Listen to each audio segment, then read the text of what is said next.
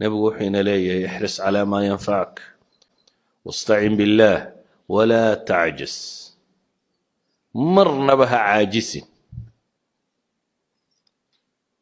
بل النبي عليه الصلاة والسلام صحابي وشقين شري أنس بن مالكها أي وحليه هي أنو نبي وشقين أي وحن بان مغلا إسقو كعل علينا يوله اللهم إني أعوذ بك من الهم والحزن والعجز والكسل والبخل والجبن وضلع الدين وغلبة الرجال.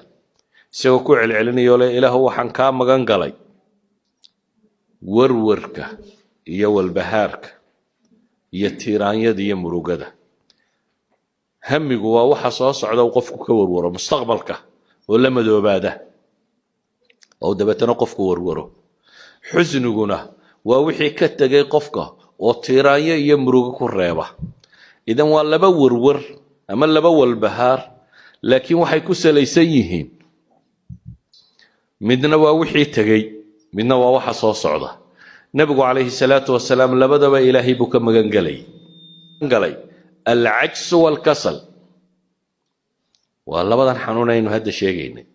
qofku inuu cadam al-qudra inuu xawoodi waayo ama in doonistuba ka dhimato. doonistuba inay ka dhimato. oo dadka badhba wahsiga iyo hurdada mooda inay nimco tahay. والراحيسن يا ابو ليد تنا وجيفه يا سابختيغا waxba nolosha hurda kuma soo kordhiso. qofku waa inuu hurdada seexdaa intuu uga baahnaa, intuu caafimaadkiisa ku ilaalinayay, intuu nashaadada jirkiisa uu dib ugu soo noqonaysay.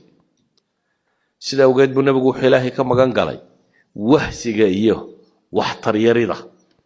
wuxuu kaloo ilaahay ka magan galay bukhliga iyo jubniga. jubnigu waa baqaha.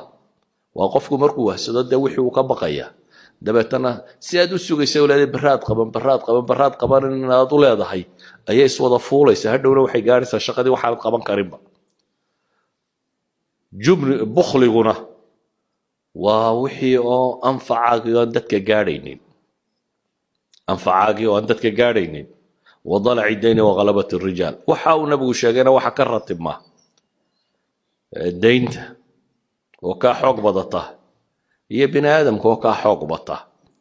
xadiidkani waxa uu tilmaamayaa markaynu soo duuduubno qofka muslimka inuu qof active qof nashiita qof firfircoon qof raba inuu wax qabto qof amal adduunyo mid aakhira mid ku foogan qof aan noloshiisu khasaare noqonin ama waqtigiisu khasaare ahayn ayuu nabigu calayhi salaatu wasalaam tilmaamay.